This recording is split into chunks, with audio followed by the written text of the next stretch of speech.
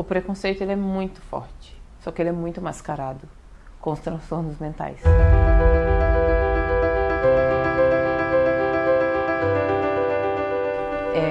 Se você abrir sua rede social e colocar, principalmente se você é uma pessoa querida, um pouco mais conhecida, um pouco mais popular, descobri que eu tenho tal transtorno, tal problema, preciso da oração de vocês, meus amigos, você vai ter 100 comentários dizendo, ou mesmo que você fale com os amigos, na sua frente, foi o que aconteceu comigo.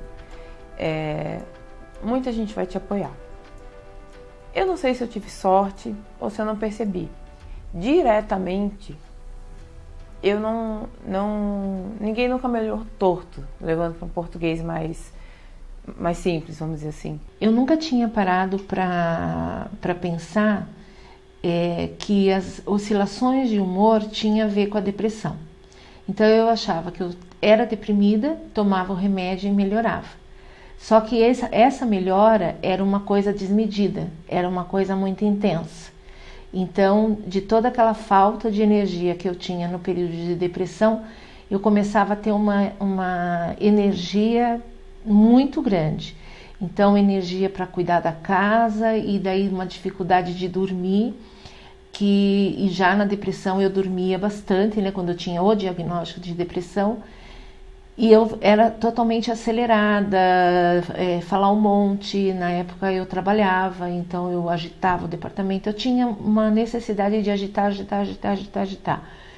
E tinha assim uns picos assim, uma hora eu estava super vaidosa e um fio do cabelo não podia estar fora do lugar, e na outra hora eu estava totalmente relaxada, de repente queria até ir para a empresa de chinelo de dedo. Então era uma coisa ou muito lá em cima ou muito lá embaixo. O que está acontecendo na tua vida? Como que é esse teu sofrimento? Por que você está sofrendo? O que tem acontecido no teu cotidiano? O quanto que isso tá te machucando? Né? O que te faz feliz? Entende? A gente tem que deslocar o vínculo, né, não a partir exclusivamente do diagnóstico, mas com referência no sofrimento. Com uma coisa muito básica, com referência no sofrimento de uma pessoa que você ama. A gente perde essa dimensão. A gente pensa na dimensão seguinte, olha, essa pessoa ela tem problemas, tem sintomas, eles podem ser entendidos como uma doença, eu vou levar ao médico e a pessoa vai se tratar em relação a isso.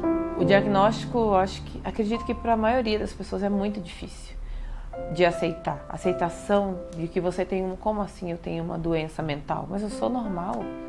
Né? Era isso que eu escutava das pessoas, mas como assim? Você parece tão normal. Você não é normal. Eu acho que ninguém é muito normal, mas quando eu escutei a primeira vez, você tem transtorno bipolar, o primeiro pensamento, mas o que é o transtorno bipolar? Muitas vezes a gente tem uma divulgação equivocada das doenças, e também a questão da ideia que cada pessoa tem sobre aquela determinada doença. Então a gente recebe muito assim, tem depressão, não, reage, vamos lá, você é fraco. Não, depressão é uma doença, depressão mata, né? Ansiedade é uma doença, ansiedade pode também trazer prejuízos gravíssimos à vida da pessoa, e isso não fica muito claro no cotidiano das pessoas. E 1, 2, 3, 4, 5, 6 cortes nessa mão. Eu me lembro bem do primeiro corte que eu fiz nessa mão. Quando eu fiz esse primeiro corte, eu senti a dor e aí aliviou o que eu estava sentindo, que era aquela angústia. Aí eu achei bom, cortei, depois cortei. Foi um alívio imenso, né? Porque começou a sangrar, estava ardendo. Aí o meu marido entrou, ficou assustado, ligou pro CAPES, que é aqui perto, leva ela pro UPA. Isso não é tentativa de suicídio, isso é automutilação. Em relação ao SUS, né, nós temos ainda uma carência muito grande na área de acompanhamento contra transtornos mentais, né? Primeiro que uma consulta com um psiquiatra, que é um especialista, demora aí de 6 a 9 meses, no mínimo, no mínimo, muitas vezes mais de 1 ano, né? Segundo, que há psicólogos hoje, né, em diversas unidades de saúde, mas a demanda é tão grande da procura que não tem como atender todo mundo. Então, muitas vezes eles acabam tendo que abreviar o tempo de atendimento para poder atender a demanda, ou então atender em grupo, que muitas vezes não é o ideal para aquele tipo de patologia, né? Então, nós melhoramos, mas ainda temos um longo percurso para que a saúde mental no Brasil, principalmente em relação aos atendimentos públicos, chegue a um patamar, vamos dizer, razoável. Eu entendo que essa mudança de modelo de assistência em saúde mental no Sistema Único de Saúde é um conjunto de políticas bastante nova. Os primeiros serviços eles surgiram dentro desta política há menos de 20 anos, a maior parte deles há menos de 20 anos, e que para que a gente tenha uma consolidação, a gente precisa de um investimento maior. No CAPS você vai ser acolhida, né? E esse acolhida é ver se você precisa tanto assim, né? Precisa tanto assim. Então daí era absurdo as coisas que eu ouvia. Eu comecei a falar as ideações que eu tinha, né? Que eu estava com ideações suicidas, que eu não podia ficar sozinha, que eu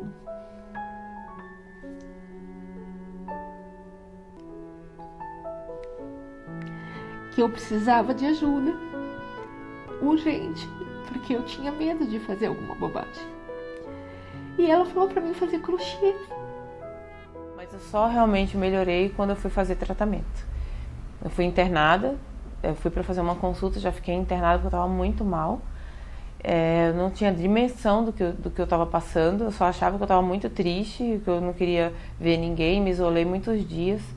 Fiquei sem comer por 3, 4 dias, sem tomar banho, sem dormir. Cochilava, acordava chorando, não sabia o que eu estava sentindo, não queria dividir com ninguém porque eu não queria incomodar as pessoas nem preocupar. Muitas vezes o preconceito que as famílias trazem e as pessoas em geral pelo desconhecimento das doenças psiquiátricas, dos transtornos e pela veracidade que é dada a elas.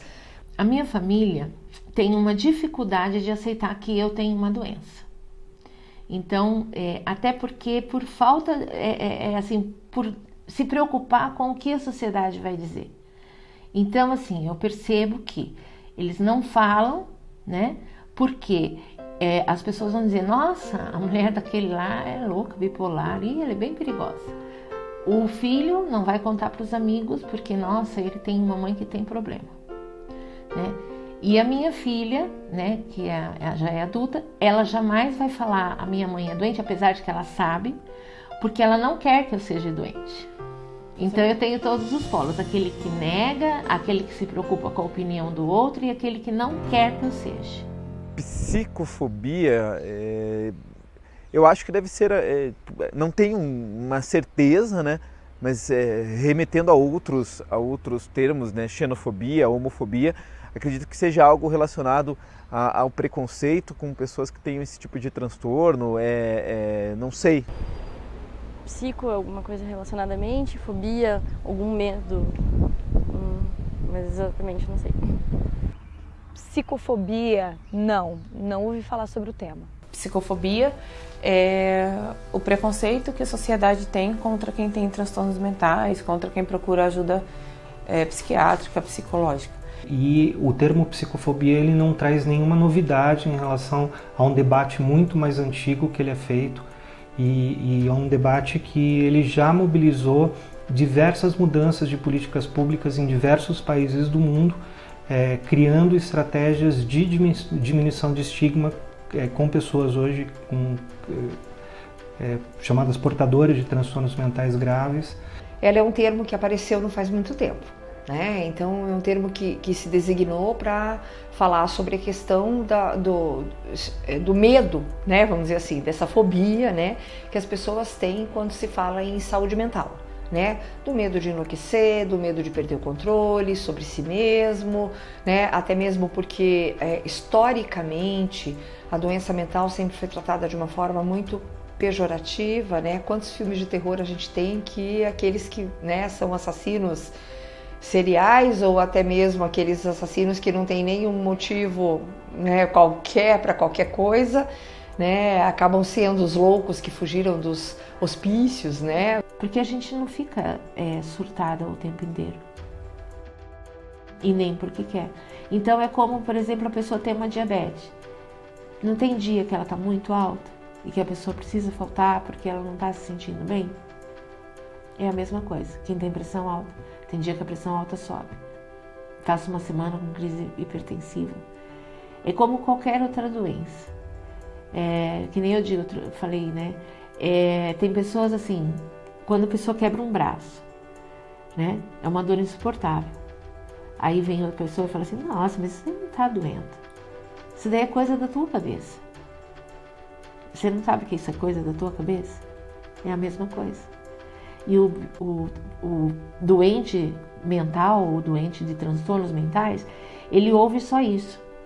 Isso é coisa da tua cabeça, isso é falta de vontade tua, isso é falta de forças. Eu ouvi de uma colega de trabalho que era covardia. Eu sempre fui uma pessoa muito fechada, então a minha vida se resumia a uma tristeza velada por aquela pessoa eufórica, que a gente sabia, hoje eu sei que era muitas vezes euforia, mas aquela pessoa alegre na frente dos outros. Então antes eu era muito triste, mas eu demonstrava uma alegria que no fundo eu não sentia, mas que eu achava que ninguém tinha que se incomodar ou se preocupar.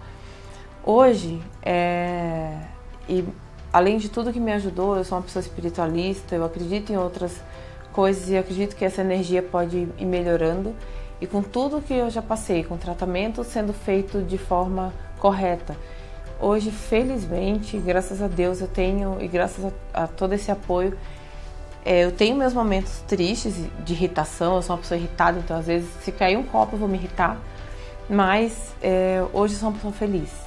Hoje eu consigo dar valor eu olho, às vezes eu vou deitar, eu olho pro Monique, eu olho pro meu cachorrinho que tá fazendo barulho ali para participar, mas eu olho pra minha família, eu olho pra minha vida, eu olho pra minha casa e falo assim, nossa, eu tô bem, eu acabei de chegar do trabalho, cansada, mas eu consegui trabalhar, eu estou funcionando. Isso me deixa muito feliz, essa é a palavra, eu funciono hoje. O impacto que o olhar preconceituoso pode causar no paciente é muito grande.